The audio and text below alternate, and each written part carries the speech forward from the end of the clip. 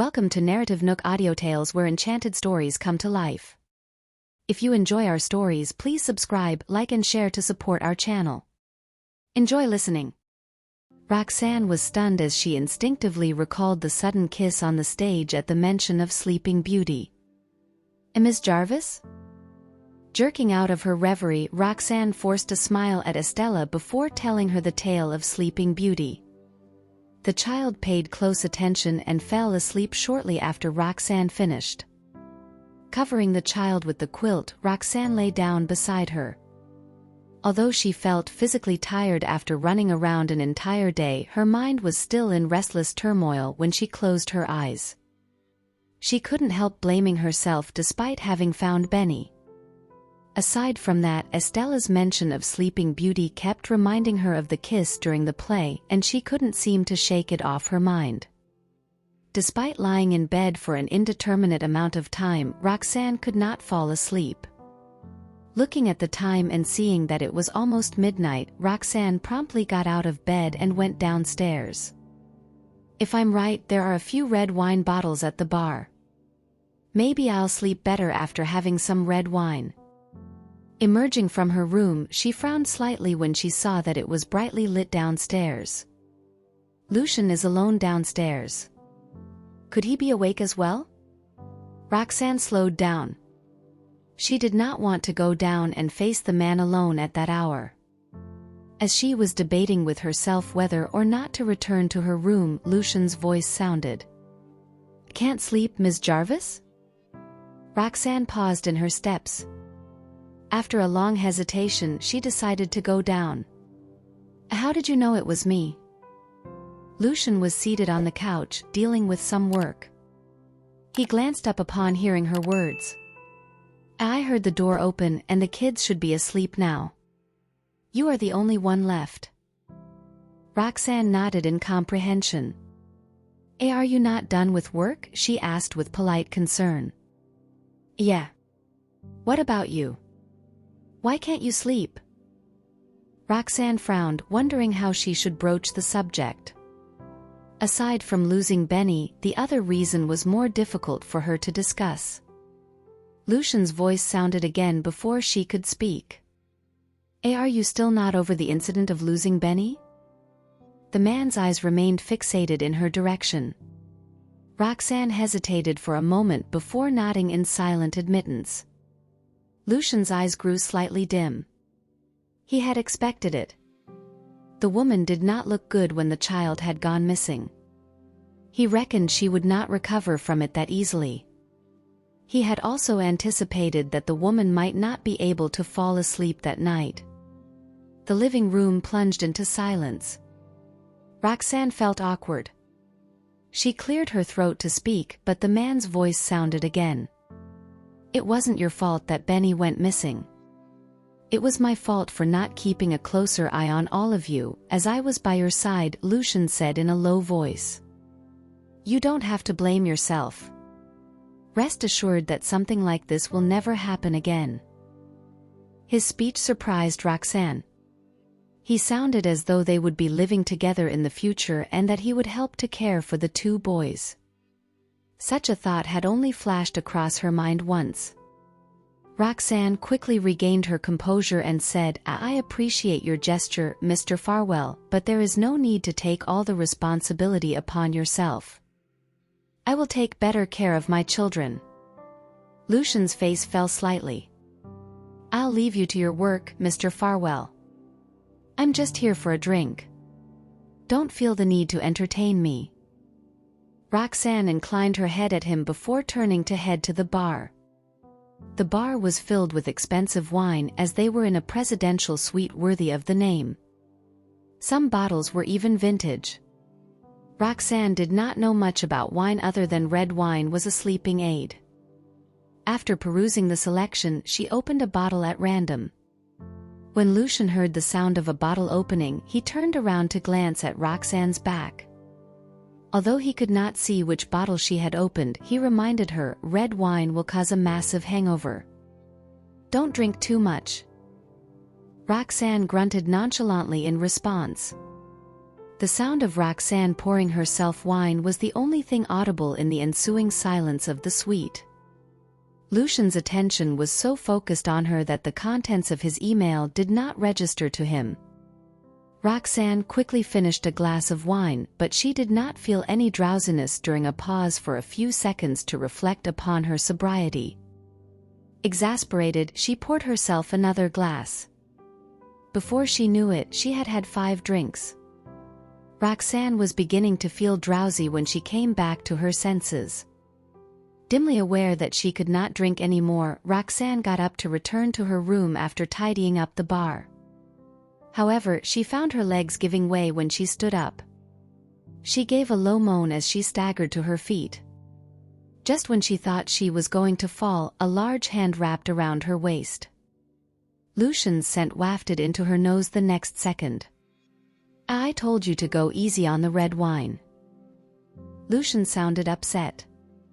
The woman would have made a fool of herself if he hadn't been paying attention. Roxanne could not bring herself to answer, although she had heard him.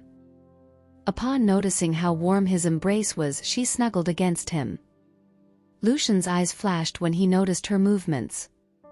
His grip around her waist grew tighter. "How are you feeling? Can you walk?" Roxanne nodded and attempted to take a step forward, but she could not muster up the energy. Her legs felt like jelly, and she almost fell out of Lucian's arms merely from lifting a foot.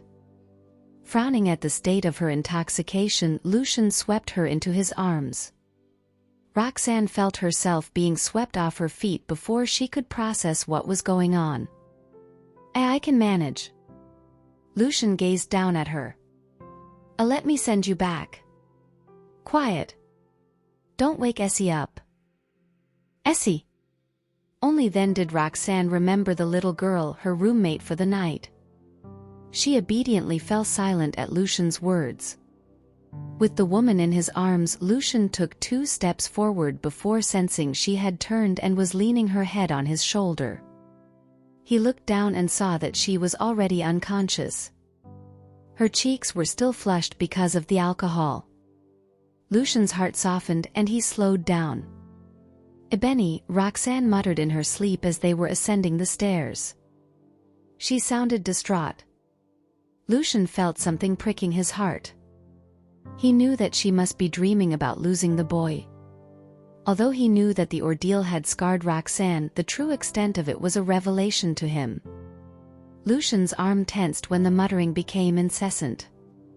"Ebony is back," he assured her softly. "He's fine now." Lucian carried Roxanne all the way to the room. Once he entered, his eyes darkened when he saw that Estella had rolled over to the edge of the big bed and was still sleeping soundly. That was not how she was at home. She would sleep in the same position through the night, almost without moving an inch. Is she moving so much because she's in a new environment? Or is it because she feels more at home around Roxanne? Holding that thought, Lucian gently put Roxanne down before walking over to the other side to carry Estella to the middle of the bed. "Daddy," Estella muttered, half awake, thinking she was dreaming. Lucian caressed her cheek as he watched her go back to sleep. When she was quiet again, Lucian glanced over at Roxanne and went to pour her a glass of water. Feeling someone pulling her up, Roxanne opened her eyes in a daze, only to see Lucian staring at her with a frown. "Drink some water. It'll help with the hangover." His voice rang out lowly beside her ear. At that moment, Roxanne felt everything was so surreal. Am I dreaming? What hangover? Did I drink? Lucian, she called out hesitantly. Yes. It's really him. Roxanne narrowed her eyes and a pitiful look slowly crept over her face. Lucian frowned at the change in her expression. To his surprise, Roxanne suddenly leaned into his embrace and even rubbed her face against his chest endearingly. Lucian froze where he was with his gaze locked on the woman in his arms. He did not dare to move a muscle. He had never once expected her to behave so intimately toward him ever since they met one another again. Although he was fully aware that he should keep a distance because she was only acting like that because she was drunk, he still wanted to keep her close. In fact, if it were not for the fear of disturbing her sleep, he would have hugged her tighter. This is ridiculous. Lucian could not believe he just caught himself wanting more. Over the years, he had never treated anyone that way, not until he met Roxanne. Lucian, the woman mumbled sadly in her sleep beside his ear. His arms tensed up when her voice called him back to reality. He wanted to tell her that he was right beside her. Feeling his embrace, Roxanne looked up at him in a stupor and murmured, "Why are you so cruel? Am I still not good enough for you? I love you so much, but you've never liked me the slightest bit." Her words pierced his heart like a knife over and over again. It pained him beyond words when he thought of what she had said, but that was not the end of her questioning. "Oh, why? What else should I do to make you love me? Tell me. I'll change. Why are you so quiet?" Roxanne reached for his face frantically when she did not get a response. "Come on. What should I do to make you love me?" A frown surfaced on Lucian's remorse-stricken face as he grabbed her hands. "You're drunk, Roxanne." When she heard him calling her name, a satisfied smile broke out on her face. Lucian's heart wrenched again the moment he saw her smile. He would rather she looked at him indifferently as she always did, because her affection only reminded him of how things had been between them 6 years ago. Back then he had been her world, yet he had taken her for granted. He did not appreciate her and had killed her love for him instead when she left in brokenness in the end. Their intimacy reminded him that things had ended up as they were because of him. At that thought, Lucian smiled ruefully and averted his gaze. "I have some water. It'll make you feel better." Roxanne did not respond for a long while. Just as he was about to check on her again, he felt a weight on his chest. "Lucian, the play, was it really an accident?" she asked, her voice fading away as she fell back asleep. Lucian loosened his arms when he realized she had dozed off. He hesitated for a while and put the glass of water on the table.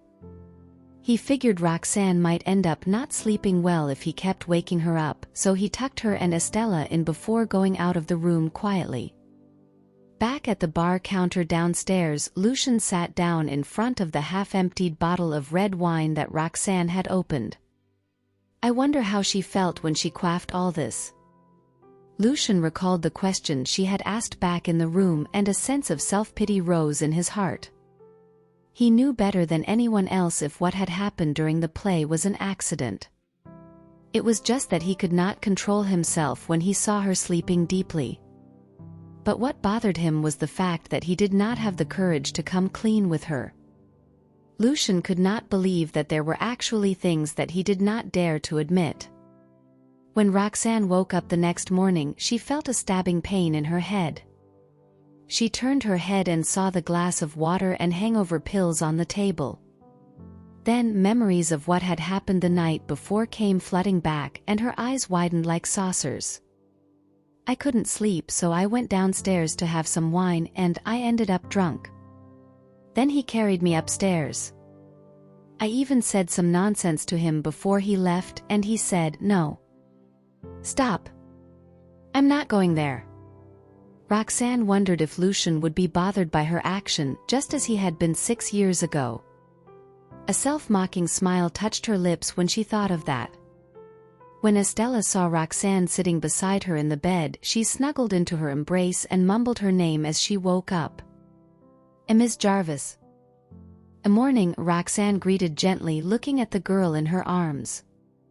"I dreamed that Daddy came yesterday," she said, still not fully awake. Roxanne's body stiffened. "Well, he really came." Roxanne hoped Estella did not hear what she had blurted out to Lucian the night before, because if Estella did, Roxanne would not know how to face the girl anymore. "What else did you dream about?" Roxanne asked tentatively, trying to elicit more information. Estella frowned and thought hard until she finally shook her head. Nothing else." It's weird. It was a super short dream. Roxanne heaved a silent sigh of relief. Estella remained in Roxanne's arms for a while. When she was finally awake, she pulled herself from Roxanne's embrace and looked up. Estella frowned when she noticed that Roxanne looked pale. Miss Jarvis, are you okay? You don't look so good. Roxanne touched her face surprisedly, wondering what the girl spotted. As she had not looked at herself in the mirror since she woke up, she had no idea how bad she looked at that moment. I drank a lot yesterday and I even slept late. There's no way I look refreshed after so little sleep. Before Roxanne could reply, the girl wrinkled her nose and sniffed the air. Why do I smell alcohol? Roxanne smiled at her. I went down to have some wine yesterday because I couldn't sleep. That's probably why I look tired. I'm actually having a slight headache too. Upon hearing this, Estella reached out and touched her forehead carefully. The smile on Roxanne's face grew wider when she saw how much the child cared for her. After some time, Estella slowly retracted her hand and glanced at the water and medication on the nightstand. Although she had no idea what those were for, she passed them to Roxanne nonetheless. An inexplicable feeling rose in Roxanne's heart when she saw that glass of water. It reminded her of what she had said to Lucien the night before. Seeing that Roxanne did not take the water from her, Estella held it out closer to her. But the woman pushed it away because she did not feel like having it. Her rejection confused the girl, who then tilted her head. It's cold. I'd like some warm water. Besides, I don't need that medication anymore, Roxanne said, forcing a smile. Since Roxanne had said so, Estella simply nodded quietly and put the pills back. Then she grabbed the glass carefully and got off the bed to get some warm water for Roxanne. When she returned, Roxanne took the glass from her, had 2 sips, and then brought the girl to wash up in the bathroom. By the time they came out, Archie and Benny were already waiting for them in the room. Mommy, did you drink yesterday? The boys asked. They smelled alcohol the moment they entered the room, and the pills on the nightstand confirmed their thought. Roxanne nodded. There was no point trying to hide it from the boys. I couldn't sleep because of the bed, so I went down to have some wine. The boys exchanged doubtful glances upon hearing her answer. She's never had trouble sleeping despite the amount of traveling she does. She slept very well even after we returned to the country. It's true that we live in the city, but it's not like we've never been to the countryside before. There's no way she can sleep because of a change in the environment. Archie and Benny took Roxanne's reply with a pinch of salt because there were better explanations for her insomnia. Benny pursed his lips and walked over. Mommy, are you still frightened because I went missing yesterday? Roxanne was surprised. The truth was, she never expected the boy to be that sensitive to her emotions. I promise I'll always stay by your side, Mommy. I won't do anything to worry you again, he continued, looking her in the eyes. The children knew how difficult it was for Roxanne to take care of them by herself since they grew up without a father figure, so they had always tried their best not to burden her. They thought that even without a father, the 3 of them could live happily without Roxanne ever worrying about them, yet they were proven wrong after what had happened the previous day. Despite Benny's effort to return to her, he still gave her a scare in the end. I know you didn't mean it. I just need some time to recover from the shock, Roxanne comforted Benny with a smile. The boy gazed at her doubtfully for some time. When he was finally convinced that she meant what she said, he nodded slowly, pursed his lips, and gave her a hug. Let's have breakfast. It's getting late, Roxanne said, caressing his head. All the children nodded, and the 4 of them went downstairs together. A 5-person breakfast was ready on the table by the time they got down. It seemed that Lucien had taken the food in and laid them out on the dining table. He was scrolling his phone on the couch when they came down. His sleeves were rolled up, revealing a pair of lean and muscular forearms. When Roxanne saw that he was working, she held the children's hands and asked them to walk silently, but the man still noticed them in the end. He looked up at Roxanne and their gazes met. What had happened the previous night instantly came back to Roxanne's mind. She hoped she could find traces of his thoughts on his face. But even after seconds of staring at him, she found no sign of any emotions in his eyes. It was as if his nonchalant gaze was telling her that everything that had happened the night before was but a dream. I know it was real. I saw the glass of water and hangover pills on the table this morning. I can't believe I ended up telling him how I felt 6 years ago. Ever since Roxanne woke up that morning, her mind had been a mess as she tried to guess how Lucian felt about what had gone down the night before, yet the man's indifference was upsetting. It seemed to show Roxanne that her worry was redundant and that she had been overthinking. His unconcern made Roxanne feel pathetic, so she withdrew her gaze from him and continued walking down the staircase with the children. "Daddy!" Estella exclaimed the moment she saw Lucian. The man quickly shifted his gaze toward Estella and nodded lightly, putting away his phone and standing up. "Good morning, Mr. Farwell," Benny greeted. Both Roxanne and Lucian were stunned when they heard the boy. Lucian was expecting Roxanne and the two boys to ignore him completely because the children had always disliked him. So when Benny greeted him without Roxanne telling him to do so, Lucian was completely caught off guard. Likewise, Roxanne was also astonished by Benny's abrupt act of affection. Yet on second thought, the adults knew why there was a change in his attitude. The boy must have come to like Lucian after the man found him. It was just that they were not expecting such a radical change overnight. After seconds of silence, Lucian smiled back at the boy, nodding. "Good morning, everyone. Let's have breakfast. The food has been there for a while." The children nodded and hurried toward the dining room. Behind them, Roxanne still felt heavy-hearted, and she walked in slowly. Her anxious gaze wandered aimlessly as she tried her best not to make any eye contact with Lucian. When she went past the bar counter, she could not help but sneak a quick glance at the bottle of wine, trying to see how much alcohol she had taken that made her so drunk. "There's less than a third left." "Wait," Roxanne furrowed her brows. "I may be tipsy yesterday, but I can vaguely remember drinking only half of the bottle of wine." "Daddy, you don't look so good too," Estella remarked, sitting down beside Lucian. A glance was enough for her to spot the abnormality. Instinctively, Roxanne turned and looked at Lucian, but the man turned away so she could only see his side profile. "Had a late night yesterday." "I had a lot of work to finish," he replied casually. The girl frowned and took a deep breath before rubbing her nose. "I smell alcohol too." Lucian was quiet. He put some food on Estella's plate and had no intention of answering her. Luckily, the girl was distracted by the food. She dropped the matter altogether. On the contrary, Roxanne kept chewing on Estella's words. "I only had half of the wine, but there's only that much left in the bottle today.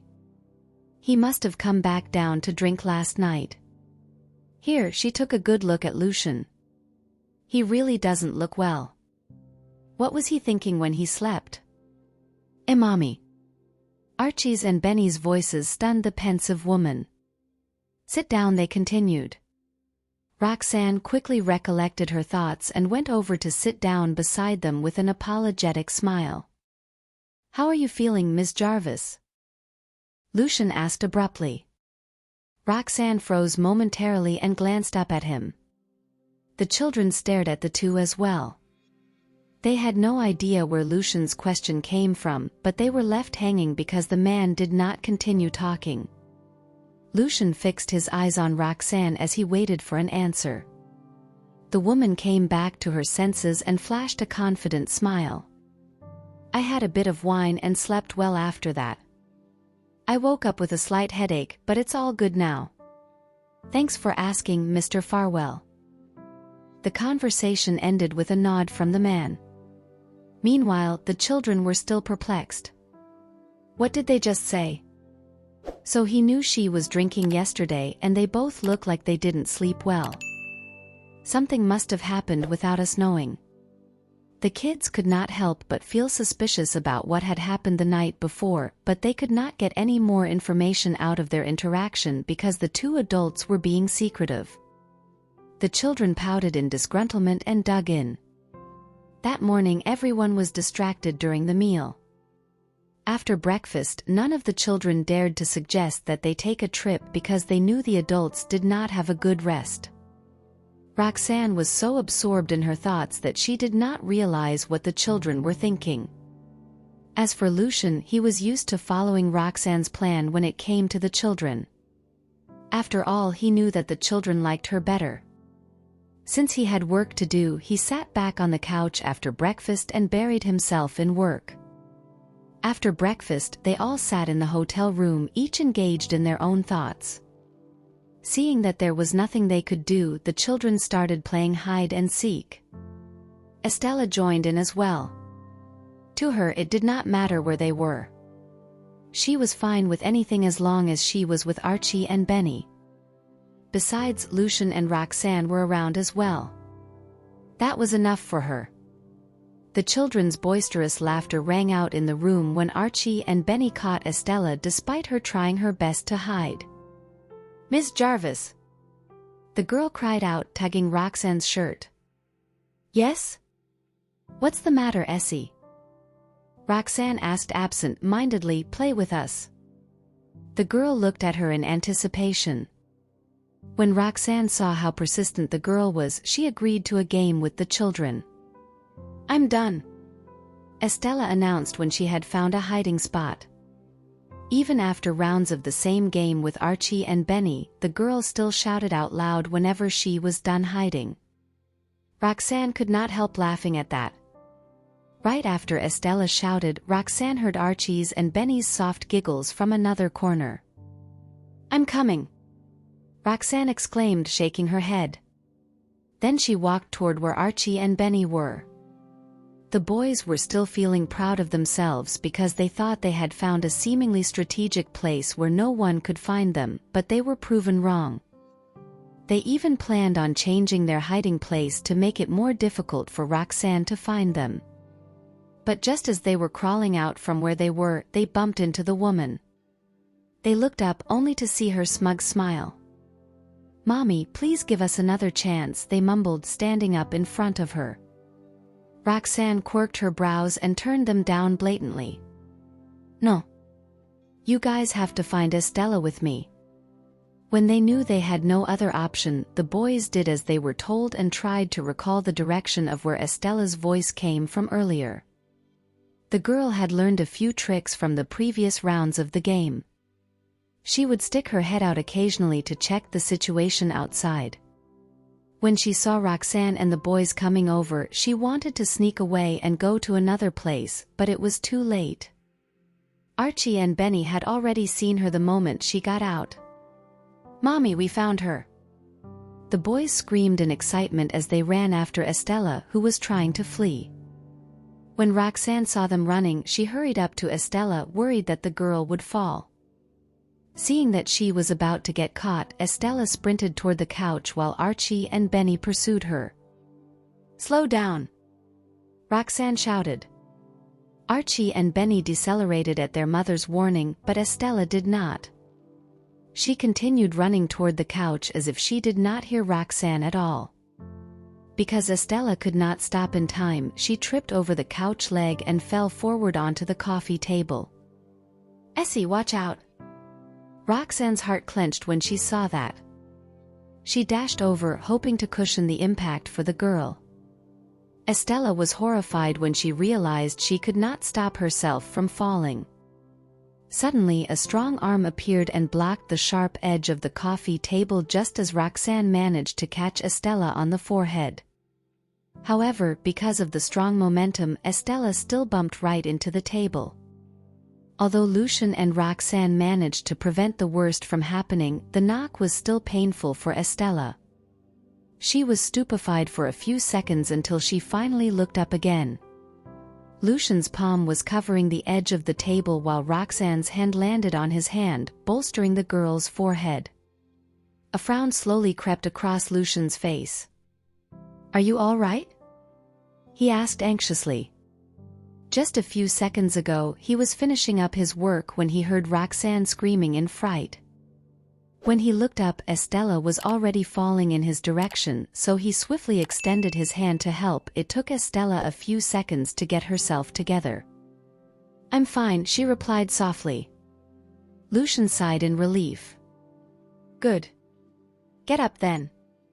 When Archie and Benny heard that, they hurried over to help Estella up to relieve the weight on Lucian's and Roxanne's hands. Roxanne retracted her hand the moment Estella got up. The warmth on Lucian's skin was still lingering on the back of her hand after the contact. When Roxanne regained her cool, she looked at Lucian's hand hesitantly. Although Estella was not heavy, the impact was still strong given how fast she was running. Even Roxanne found it hard to stop her on her own. On top of that, the edge of the coffee table was sharp. "Is his hand all right?" Roxanne wanted to check if he was injured, but she felt that Lucian was deliberately hiding his hand away so she could not see anything. After some time, Lucian put down his phone and glanced at the guilty-looking child beside him. "Let's go out and play." Estella's eyes glittered with excitement when she heard that. Then Lucian got up and went over to the entrance to take a tourist map from the shelf. "You guys pick a place." The children took the map and started poring over it. As for Roxanne, she was still thinking about Lucian. "Mr. Farwell, your hand." "It's fine," he answered, looking at her, but Roxanne did not believe him. "Let me have a look," she insisted. Lucian stared at her for a few seconds until he finally budged and showed her his hand. There was a long and narrow cut on the back of his hand. She noticed traces of blood from the cut, and the area around the wound was red and swollen. Roxanne knew this kind of cut was rather painful, but Lucian did not complain at all. When the children noticed what they were doing, they put down the map in their hands and ran over. Daddy, Estella was filled with worry and guilt. "We're sorry, Mr. Farwell. We won't fool around with Essie again," Archie and Benny said apologetically. Lucian raised his brows and held out the other hand to rub their heads. "It's just a scratch. Don't worry about it." Then he gazed at the girl and comforted her. "You don't have to feel bad, Essie. I know you like playing with Archie and Benny. I'm happy you're enjoying yourself. Injuries are unavoidable when you play, so it's not your fault. I just want you to have fun playing with other kids." Despite what he said, Estella still puckered in regret. She knew Lucian was worried about her not being able to socialize with other children because of her condition. "I'm sorry, Daddy," she cried, circling her arms around Lucian's leg. "It's okay, really. Why don't you go over and choose a place for us to visit later?" "Yeah, you should go pick a spot while I treat your daddy's wound," Roxanne chimed in. Although the children were still worried, they listened to the adults in the end. "Thank you, Ms. Jarvis," Lucian said as he looked at her and held out his hand. Roxanne smiled at him rigidly, then went to look for the first aid kit.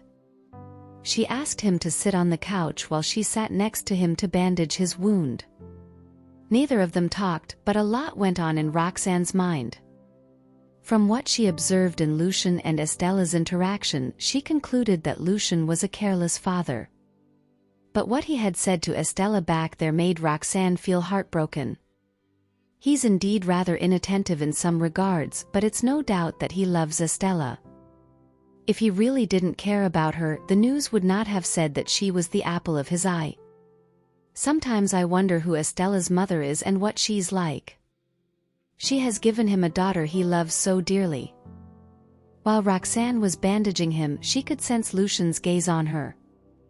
However, Roxanne did not know what was on his mind. I wonder if he's thinking about what happened last night.